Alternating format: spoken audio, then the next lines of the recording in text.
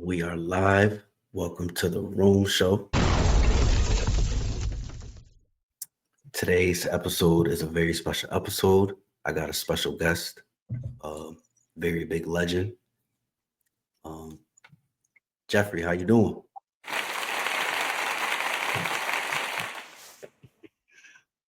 I'm a legend. Hey, Rome. Thanks for having me on. Absolutely. I appreciate you for taking time coming on the podcast. My pleasure. So, as I said, you're a legend. I got this all written down. I had to take some time and make sure I write something good for you. I think I'm a legend in my own mind, really. Okay. I respect you for your work, and your work has helped and defined the pop culture across generations. Your role, George McFly, in the iconic Back to the Future films, and for appearing on one of the most beloved television shows of all time, of course, Saved by the Bell. Ah. Jeffrey. Yeah, you've been in the game. I appreciate the kudos. The career path has been long and varied. Right. That's what makes you a legend. You so many ups and downs, so many situations that you've been through and you got through, and you're here, still here. Yeah, it's tough because I grew up, as far as I can remember as a kid, wanting to be an actor, and my parents kind of poo-pooed that. They both had associates and friends and ran a club that famous actors often were members, and they saw them at this private gambling club, swearing and gambling and often complaining about being out of work or what have you, and they didn't think it was a good thing for me to do, and they wouldn't let me go for television or film work when I was little. I thought, seeing Ron Howard on the Andy Griffith Show or Mayberry or other kids that I even went to school with, like Anissa Jones who's Buffy on Family Affair. I knew them, and the folks said, your school comes first, and that still didn't keep me from getting on stage at school or in community theater, which they supported somewhat. And though when I was 18, they're not going to tell me what to do. I'm going to get on a movie set. And I signed up to be in these crowd scenes, basically an extra waiver type work, and got on some very big sets. I've worked with Bette Midler on The Rose, and with Peter Frampton and the Bee Gees, and Alice Cooper getting brainwashed in Sgt. Pepper's Lonely Hearts Club Band, the movie, and FM and a few others. And it was very exciting for me to finally be on studio lot and working on a set, but it was ultimately unfulfilling. I needed to be able to do some storytelling and create a character and so on and so forth. And I got some good advice to get some good training, and trained at the American Conservatory Theater. And while doing my intermediate studies, both ACT and San Francisco State University, I fell into an opportunity. I went to an open call and got a screen test for the lead in a film called War Games. And I ultimately didn't get that role, but I landed a great agent. And I moved back from the San Francisco Bay Area to Los Angeles. And about 3 months later, started working in my first co-star role in George Miller's segment of Twilight Zone movie with John Lithgow. And kind of never turned back, never looked back. And let's see, next was with Sean Penn in a Louis Malle film called Crackers with Donald Sutherland, and then Johnny Dangerously with Michael Keaton. Anyway, so if you go to my IMDb, I've got probably about 90 credits there. I should share, since I brought them up in case we would need it, like a montage of things I've been in. Oh, So I'm not sure what you're seeing. Okay, I'll add that so they can see it. There you go. So these are some of the films that I've worked on. Pale Rider, of course, was a nice, wonderful experience playing cowboy with Clint Eastwood for 6 weeks on location. I play an OCD winemaker in a cult film called Corked that's we made about 20 years ago. You see the Saved by the Bell, just went to the 40th anniversary of the Scarecrow and Mrs King episode that I was in that first season. And that was really a treat because I didn't know there was such a great fan base for that show. I had about 600, mostly women, clamoring for a photo with me and time spent with me. It was really great. Diagnosis Murder, as I mentioned, there's Johnny Dangerously and so on and so forth. So I got the benefit from having a really aggressive, great agent. And for a short time, shortly after Pale Rider, she closed her shop and hopped around to different agents and went back from mostly co-star and guest star roles to more featured roles. And I continue working. I can't not work. It's Right. in my blood. And you said 90 credits. I think so. 90 Here's that credits. little montage from the Saved by the Bell. It was the rockumentary episode where I played Screech's guru, the high geek, and gave Screech the secret of life. That's so Married legendary. cheerleader. Yeah. Saved by the Bell, I would watch that every day before I go to school around 7:30 in the morning. That's a nice way to start your day. Absolutely.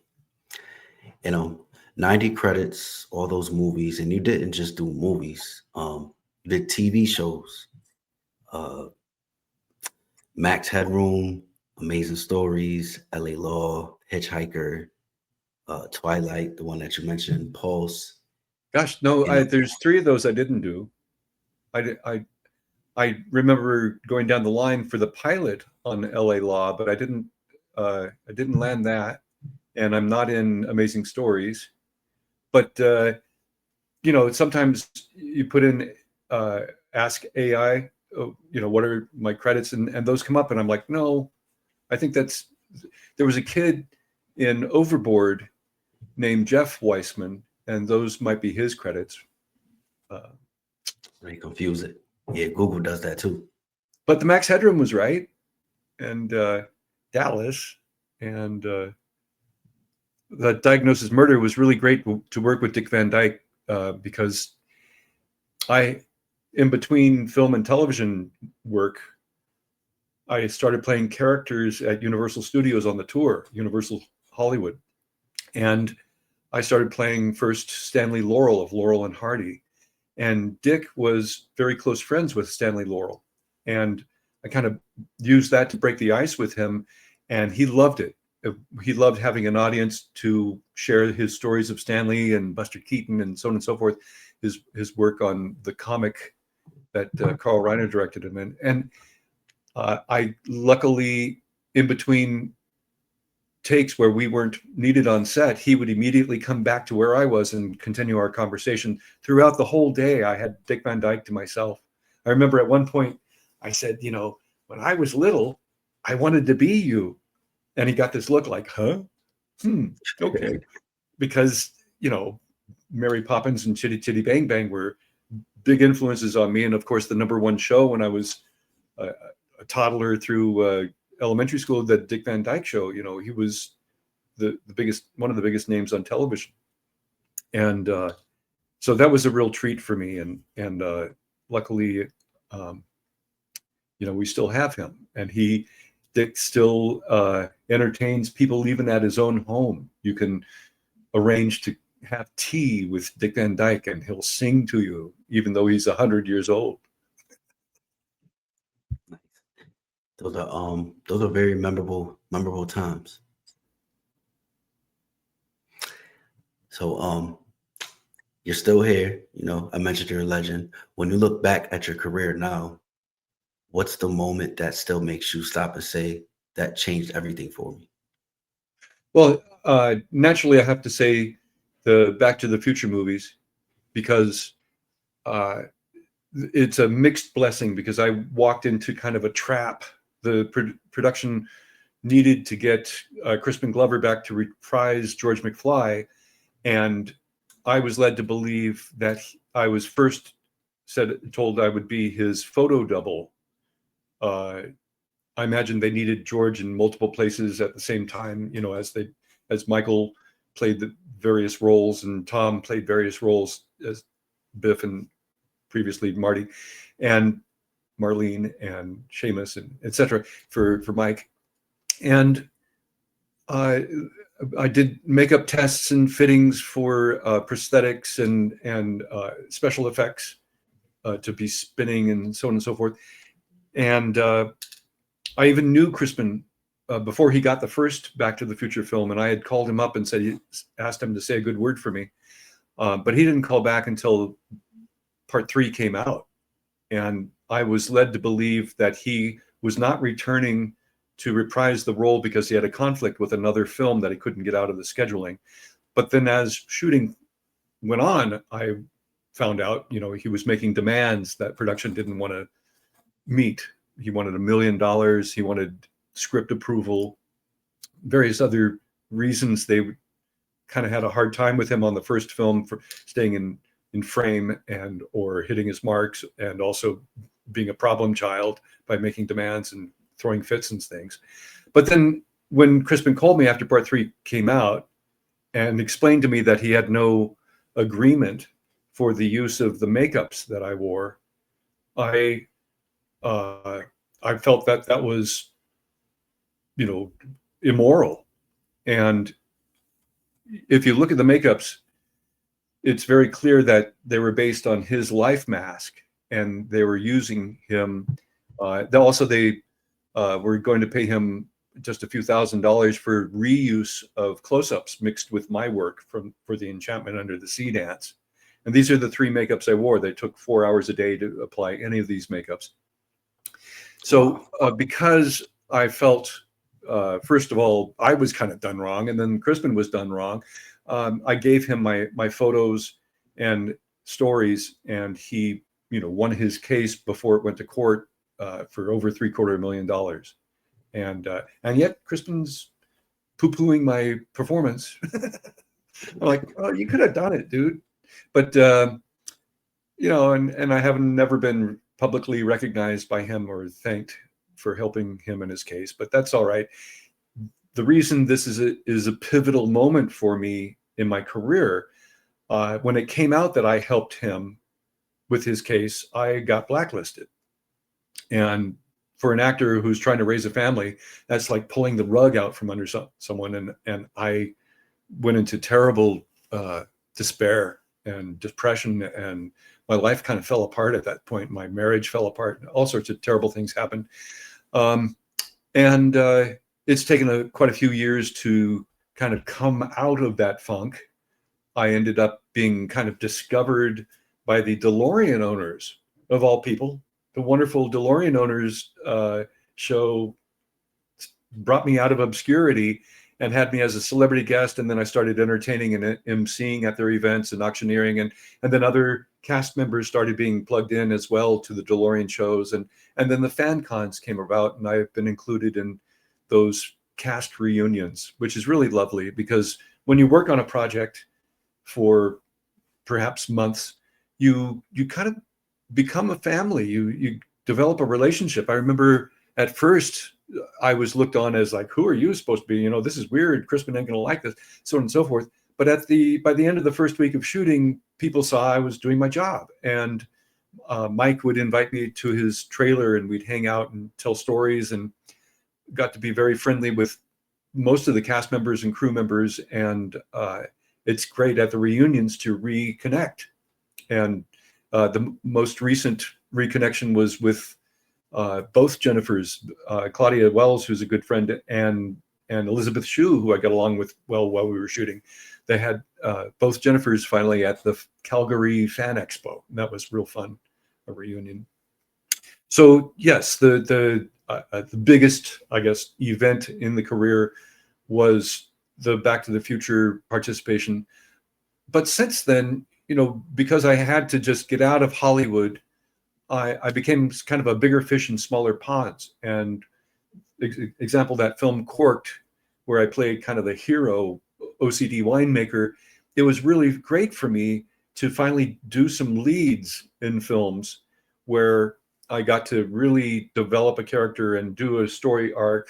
There was one film called Savior of None, which is a heartbreaking story of abuse in the foster care system.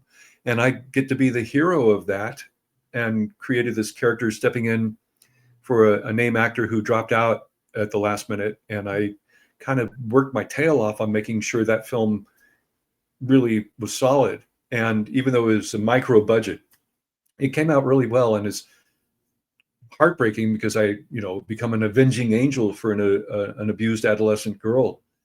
And in more recent example, last year I got to play Professor Moriarty in a new Sherlock Holmes mystery, and it's a fundraiser for the studies for Sherlock Holmes in a town called Jackson up in the Sierra foothills. And it's hitting the festival circuit and it's getting really rave reviews and garnering awards. I participated last year in a film called No Address about homelessness. And because of my participation in that film and another film where I play a homeless main character, I'm next month going to be the keynote speaker at an event that's raising money for the Dignity Bus, which is these $1 million renovations on these buses where they put showers and beds in for homeless people in urban centers that need it. So luckily I love doing is using what little celebrity I have, being a legend, of trying to raise awareness for great worthy charities. I produced a fundraiser for Mike's Parkinson's research Team Fox in 2015 for the 25th anniversary of the Back to the Future series, and produced the Back to the Future cruise, where I got to put together a band made of cast members from the movies, and we had our own Enchantment Under the Sea dance on the ship, and I got to play guitar with Harry Waters Jr., Marvin Berry singing, and Don Full, Mayor Goldie Wilson on bass, and Mark McClure, Dave McFly on drums. It was really thrilling, and at the same time raising money for the cause. You know, so that for me is, once again, the pivotal thing, is using that celebrity. I've got this worldwide following now, and if I can bring awareness to different worthy charities with that, and sometimes appearances that take me to wonderful places, that's a win-win. Right, man. So let's go back a little bit when you said that you knew you were being blacklisted. Yeah. So since you knew you were being blacklisted and you were going through a rough time, and you came back and you got out that rough time, yeah, what's like the most thing that stuck with you, and you go by it every day? That that stuck for me with the blacklisting is that, you know, Hollywood is screwed up. There's a powerhouse hierarchy. You know, it's been run for many years by attorneys. You know, Hollywood back in the 1930s or even earlier had the mob, various mobs come in and move in, and because they knew that how much money was to be made there through films and then through the newspapers and so on and so forth. And then in more recent years, it's these giant corporations that are often run by bean counters and attorneys. And it's incredibly hard for an actor or actress to, first of all, crack the shell, to break in and make it in Hollywood, because you need to have incredible focus and an incredible team, and you're nonstop working and networking and trusting that you're keeping your nose clean. You're not pissing off these attorneys or bean counters or influencers that were in place already. And also with the advent of electronic, digital world. Example, when I went up on the lead in War Games in 1982, the average, I think, was with every submission through the breakdown services for an agent's client, you'd go up against maybe 500 different actors for that one role. Nowadays, you're going up against anywhere from 5,000 to 10,000 actors for that one role if the submissions are open. So the competition is incredible. It's really frightening and frustrating. And if you want to raise a family, it really is a very hard road to travel. I, as an actor, did everything thinkable to make money, from being a cook, a chef, a busboy, a waiter, a valet parking attendant, door-to-door salesman, PBX operator. I've done, and luckily I fell into that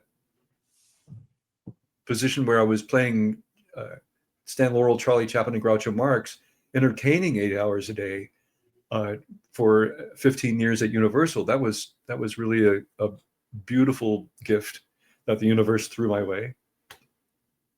But so I guess I'm sidetracking a lot, but the upshot or answer would be that my eyes were open as to, say, the terrible kind of political corruptness that I stumbled into, trying to take the moral high ground on that whole Back to the Future debacle fiasco. My ultimate hope is that there's going to be a coming to terms where the producers will finally say, yes, we did wrong. Crispin finally says, yes, I forgive you. And they come together for hopefully Michael's charity. And I know the fans would go nuts. I know the fans would pay big bucks to see a reunion with Crispin as the number one George. Right. And you being in Hollywood, doing other stuff, what's something about Hollywood that most people don't realize until they're already inside it? I think I might have partially answered that. That it's incredibly hard and competitive.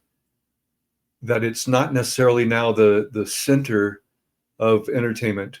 You have production going on everywhere now, from Atlanta and Wilmington here in the States, and Santa Fe and the major urban centers, New York and Chicago, up to Canada. I have an agent now representing me in Greece for work internationally. I have a student that I mentor and coach, and she goes everywhere. She works in Atlanta, and she works up in Canada. She works in Chicago, and she's, I think, right now in Kansas City. And going to where the work is, it's not necessarily just there in Hollywood. There's a huge, of course, fallout with that production going like this, especially with the crew folk who have been working in Hollywood for many, many years, who are seeing their jobs evaporate and are having to come out of being a crew member into other vocations just to pay the bills. It's very frustrating. And but then again, the universe is impermanent. Things are changing and all the time, and keeping up with that change is incredibly hard. Though I love this tale from many years ago. I got contacted from one of these, when Yahoo was young, group independent filmmaker group pages, I got an instant message from that came up and says, "You're Jeffrey Weissman." I said, "Yeah." And says, "You're a big actor." I said, "Yeah." And he said, "Tell me what to do. I'm an actor too." And I was like, "Oh, brother, here we go." So I gave this person, Jason was his name, advice. I said, "Get in front of the camera, learn to develop your relationship with the camera, see yourself, do a public service announcement, music video, college, preferably grad student films, get experience." And a year later, he sent me 3 of those as samples. "Here, what do you think?" And I was like, all right, he's doing it. He's really taking it seriously. He's focused. Turns out he was 13 years old. Wow. And, just a couple years later, when he was 15, he was casting a film. He cast me in a film, an indie that we shot up in Oregon.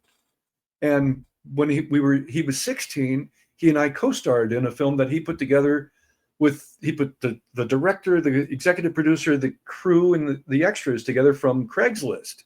And we shot it and made a really fun film, but that ended up being his calling card. He went to Hollywood, and about a year or so later, he was playing Bootsy Collins.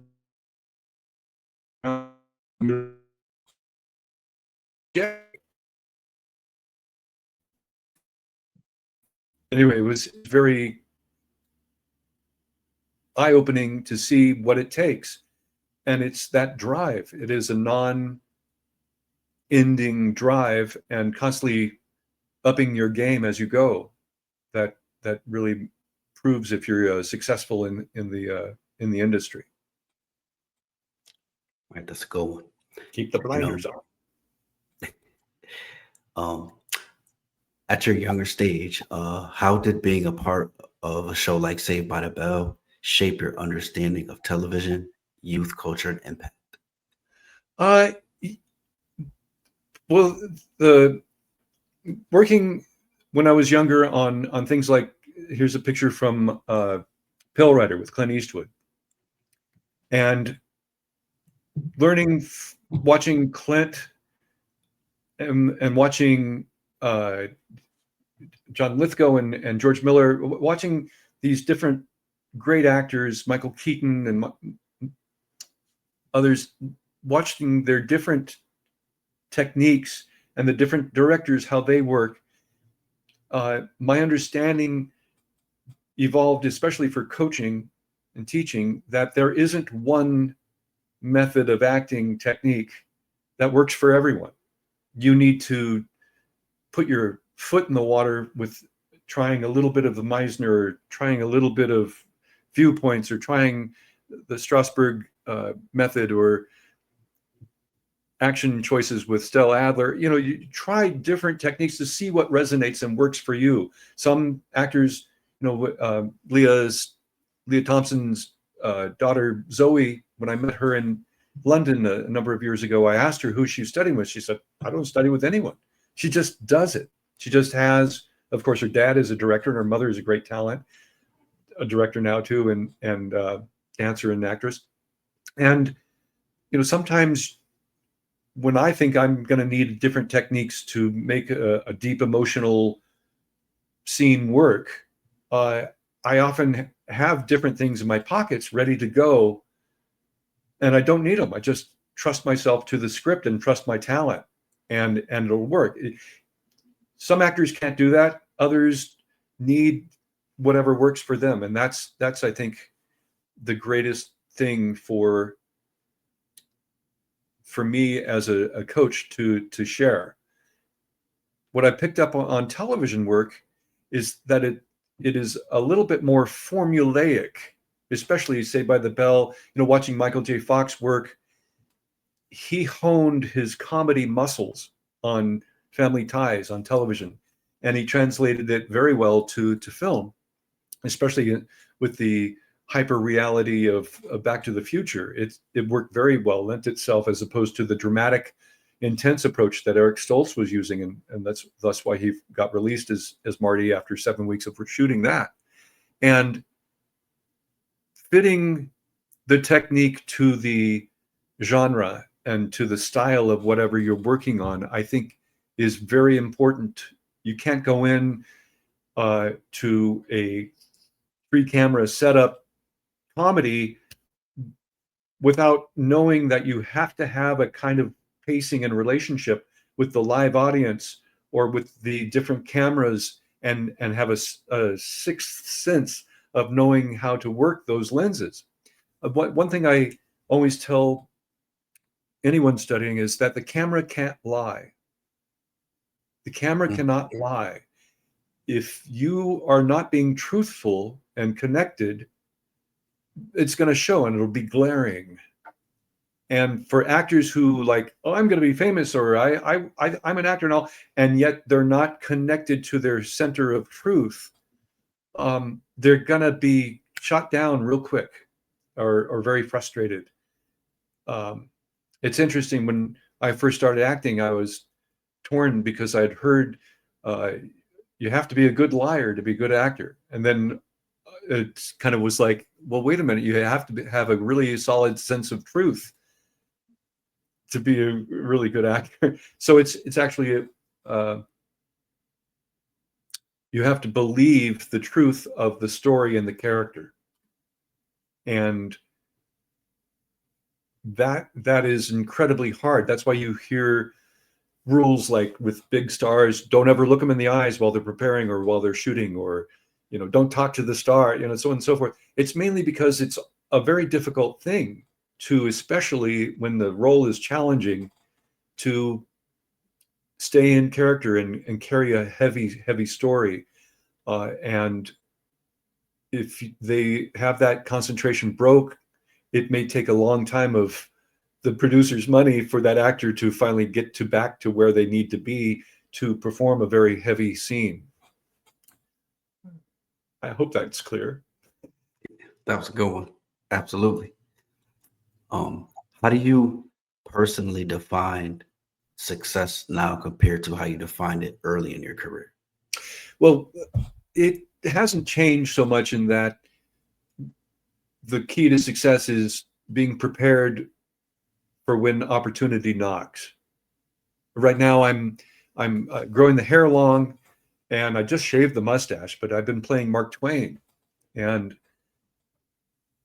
I was very fortunate to be cast many years ago in the role of Mark Twain in a PBS movie called Dreamland, Mark Twain in Jerusalem, about his trip there in 1867. And that, I like playing Stan Laurel, I kind of fell into that. And luckily, I did a good enough job that the even though it's a dramatization type documentary film with Martin Sheen narrating, I pulled it off enough that it's believable, that you see, you don't, at least I haven't heard any bad reviews. And I used that as the impetus to start playing Twain in living history events for nonprofits and history centers and museums. And then did a lecture for the Center for Mark Twain Studies in Elmira during the pandemic, and have kind of parlayed that into playing Twain for living history events in various historic places. And now I'm trying to develop a show as Twain, since Hal Holbrook is no longer with us, and Richard Thomas is the only other Twain touring right now. And we've also lost Val Kilmer, who was a good Twain. And, I'm trying to remain relevant as an actor. I need to perform. I need to enlighten. And Twain's really got a lot of enlightening stuff and really a lot of fun as well. So it's a win-win. So I'm using all the preparation that I've had over the years for hopefully some opportunity to take the Twain show down cruises on the Mississippi, or to college campuses, or tour like Richard Thomas. I don't know. So what I guess the answer is, like when I was earlier in my career, is keep training, keep studying and developing, and be prepared for when opportunity knocks. Good one. It's a real good one. I've been going for 34 minutes. I got 2 more. Okay. All right. What keeps you creatively motivated today after already accomplishing so much? It's it's hard to stay motivated when there's a disconnect. Me as an actor, I need people. I I try not to be disconnected. Luckily, with social networks, I try to stay connected. I'm kind of isolated up in the foothills of the Sierras right now, and need to get back to a community that's compassionate. It's very frustrating right now in the political environment, and the lack of compassion and the lack of the thoughtlessness and the lawlessness that is plaguing our country right now is just shocking. And I think to stay connected to my own needs for feeling relevant and for hope is to do things like this. You having me reaching out for me to come on the Rome show and other podcasts and fan cons and now most of the roles that I get, I'm offered from directors and writers that I have known and producers that I know. They send me projects rather than through the auditions. Like I said, there's now up to 10,000 submissions for one role. And if you're not a standout with your great photo and your great reel and your good representation management and or agent or lawyer, it's an uphill battle. And as I age and feel things starting to diminish, as everyone does, it's scary. And I'm needing to keep an income. I'm needing to keep involved. Otherwise, I'll stagnate and go crazy. Right on. That was a good one. Last one. For anyone listening who's chasing a dream in acting, entertainment, or any creative field, what is one truth they need to hear right now? Just keep at it. If my statistics are very old, but I remember it was something like less than 5% of the membership of the Screen Actors Guild make more than $10,000 a year. There is no way you can stay alive and pay your bills on 10,000 or less a year, unless you're living in, I don't know, Thailand or something. Anyway, so it's a very, very hard path to take if you want to make a living. Now with the onset of digital marketing and so on and so forth, there's ways of getting paid through being an influencer and such. But if you're serious about storytelling, acting, and getting on big sets and big productions and such, you really have to be focused. But it's also not for those who are doing it half-assed. You can't say, oh, I'll do that tomorrow. You got to do things. You have to be training. You have to constantly be upgrading your photos and your demo reels and networking and auditioning constantly and so on and so, and training and training and training. And I say basically, don't do it. Don't act. Do something else. Find a vocation, train in that, and then come back and do your acting as a hobby. But if you have to do it, if it's in your heart and you're compelled and you have to do it, by all means do it. But be smart about it. Like I say, get something, whether it's playing music or being a doctor or a cook or any number of professions you could possibly do while taking the time to do your auditions and all the other things to put the pieces of your puzzle together. By all means, do it if it's in your heart and you're compelled.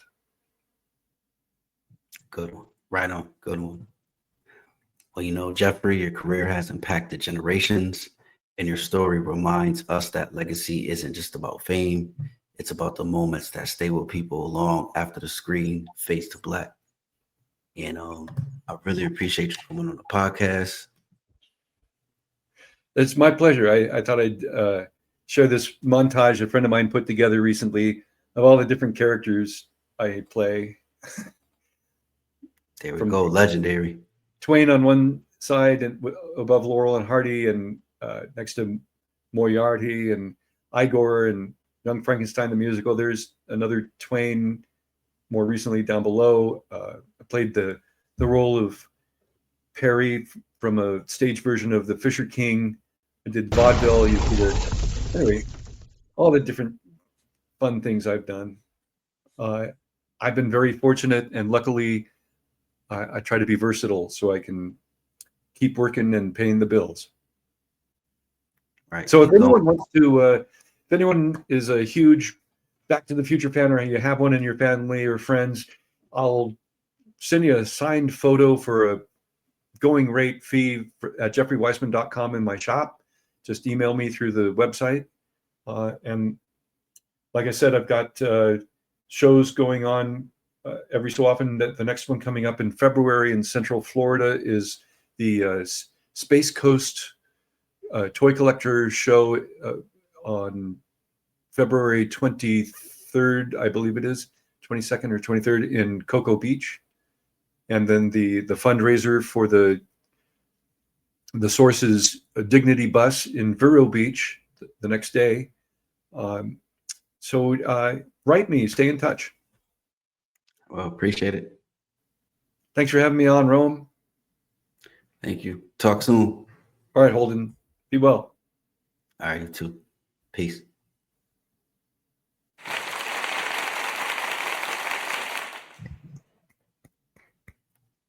Hey. I'm sorry I sometimes got sidetracked and tried to stick to the focus of the question, and